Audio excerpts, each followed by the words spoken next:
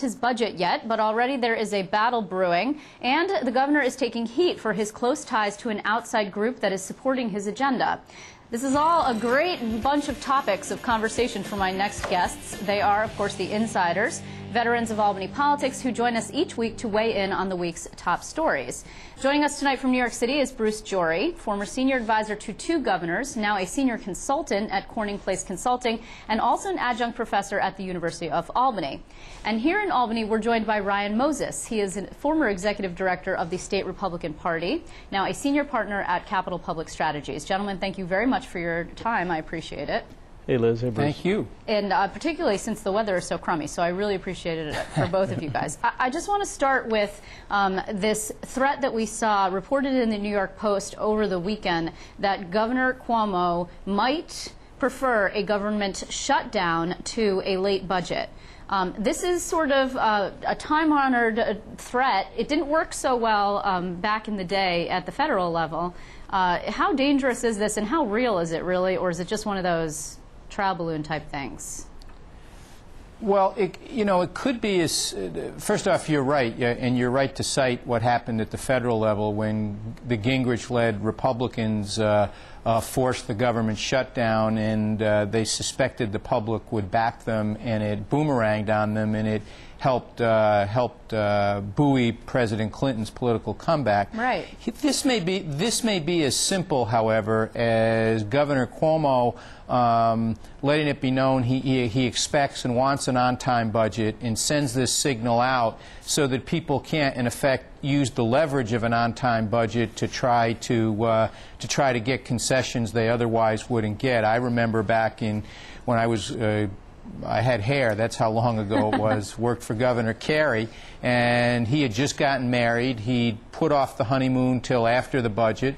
Budget was late, and the feeling was that Senator Anderson and even Speaker Fink were using, everybody knew when his honeymoon plans were, to get leverage on him, and he rather publicly canceled his honeymoon plans so they wouldn't have that leverage. This may be just gamesmanship. I doubt anybody would cavalierly go to push a government shutdown. Ryan, you actually, I didn't mention that you also worked for former Governor Pataki, and early on in his tenure, he came in like a house of fire, much like Governor Cuomo has, actually much along the same lines, saying he would reduce taxes, he would hold the line on spending, and he did that early on in his tenure. Did he threaten a shutdown? It was never somewhere that he got. I feel like he came right up to the edge and never got there. Liz, I joined in '96 and nothing happened after that, but prior to that there was always rumored with a lot of different stuff, a similar situation to what we have now with a governor saying he's going to hold the line, and we'll see, hopefully the Senate and the Assembly fall in line here so we don't have to get to this. But I think, unnamed sources in the New York Post, the governor hasn't come out and said, that I've seen come out and said, hey, we're going to do this. I think if anything, this governor has said to the Speaker and to the Majority Leader Skelos, come with me, guys. It was evident in his speech, State of the State, and I think he has shown that as he's gone across the state, that including people. And I think hopefully he doesn't get to that. I think this governor has a mandate from the election, and his message is one that people are responding to. And I think hopefully he doesn't get to that. Well, and we should just remind viewers that Ryan is the Republican, which actually not to put your feet to the fire, Ryan, but really isn't Governor Cuomo the Republican right now? That's exactly the point that I was just going to make. In that his message is being received very well across the board, including with Republicans and even some conservatives. But really, though, I mean, just to your point in terms of unnamed sources, isn't this sort of a time-honored strategy, not just for Governor Cuomo, but for governors in general? And you know it quite well, both of you guys, I'm sure, which is to say publicly, I would like to be conciliatory, I would like to be the guy who makes deals with everyone, and then behind the scenes have people close to you leak, oh yeah, and if you don't come with me, there's going to be some prices to pay. Well, and Bruce is right. I mean, there's a lot of trial balloon, there's a lot of other stuff that happens, a lot of, speculation, a lot of aides or close associates that push a message behind the scenes, and that's probably what's happening. But I think I take the governor at his word, and his actions have shown that he's bringing the legislature to the table. Bruce, you were going to say?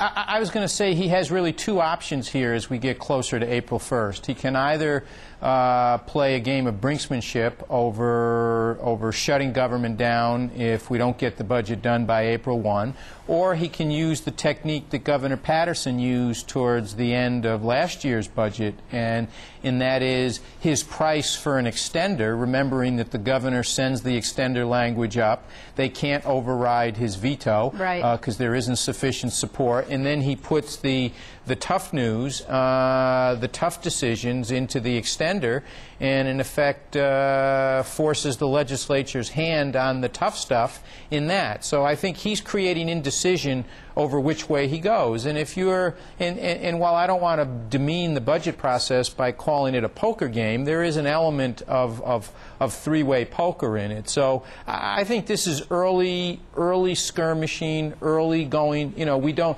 they have not decided yet, I would gauge, how they're really going to ultimately play out their budget hand to continue the poker analogy. Now, you're talking about some early skirmishing. Actually, we're seeing a higher level of budget battle prior to the budget than I've actually I can recall seeing at any time. Ryan, this is your first time. We should welcome you making your debut here on Insiders. But I know Bruce and I and various other folks here have talked about this Committee to Save New York. This is this independent pro-business committee that has come out with an ad last week that's very much in support of the governor. Interestingly, the governor is getting heat for perhaps being too connected to this entity and also maybe swapping one set of special interests for another. There's a Times story this morning. Ryan, the Pataki administration didn't have one of these. I bet it might have been nice to have. Finally, the business community is stepping up and saying enough's enough, and they're supporting this governor's message. I think it's great. I think it's long overdue. I think this state, we've been exporting people and losing jobs for far too long, and I think the business community has to say, we're at the break here, the breaking point of the wave. Either we're going to get crushed by it or we're going to ride it. And I think we need to step up, and other groups, and by the way, I don't think the governor's earned his First Amendment rights, like everybody else has, to speak and to carry it, and if others want to support behind it, I think it's great. I think it's terrific. We all know what the other side, the special interests on the other side do and have done for years, and I think it's from my perspective, it's welcome news that the business community is coming together on this. I don't disagree with that. The other thing, Pataki did have this. We forget that in the first Pataki budget in 1995, the Business Council led an effort to take out ads on behalf of that. Now, having said that, and I agree, there are First Amendment rights, but there is something peculiar about this, and I think that you can't necessarily blame the governor for what this committee is doing, and they're taking advantage of the peculiarities of the fact that a not-for-profit doesn't have to disclose the contributions in, but given the national Democratic posture opposing that when Karl Rove and others did it in terms of these independent expenditures in the last campaign, and given this governor's strong support for full disclosure in terms of the ethics legislation, my guess is sooner or later this committee is going to have to disclose their contributions, but I think it's I don't think it's fair to say Cuomo controls it. Obviously, they're working with him, but because of that perception of control or working together, this committee is going to be held to the highest standards. Well, and just today we're seeing that actually the committee is registering with the Public Integrity Commission to be a lobbying entity, sort of recognizing that, you know, obviously it has to play by the rules. Here, in closing, let's talk about just briefly the governor's trip upstate. He was giving these sort of retooled State of the State messages in Jamestown and Watertown last week. I expect he'll probably continue to do this. The idea is to rally the people. Ryan, he had this message, in a little bit of a tough love message to voters. Because you haven't held Albany's feet to the fire, that's why Albany is such a mess, in part. Do you think that's going to ring true with people or just make them angry? Yeah, no, I think people want action, and I think this governor has said and come out and said and has taken the message to the people, which I think is great, and said, I need you on my side.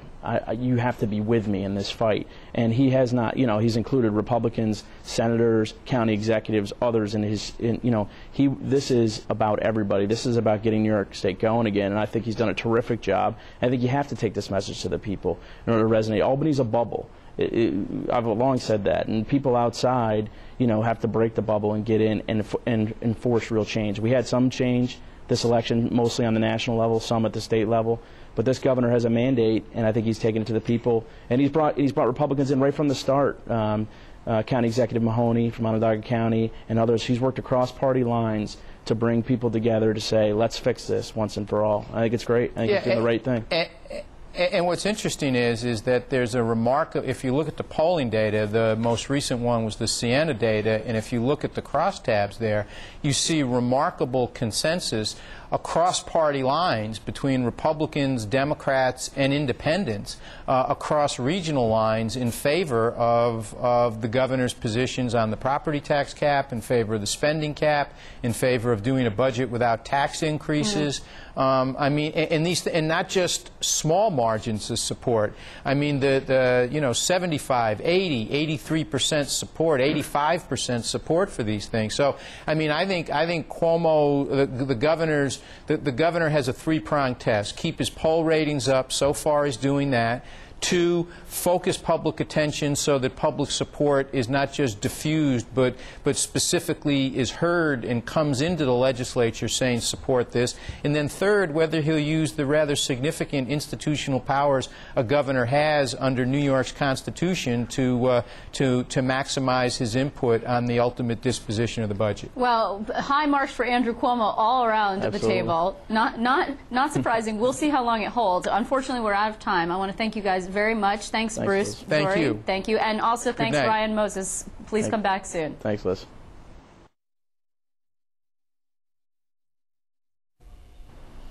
Thanks, guys. Appreciate it. Thanks, Liz.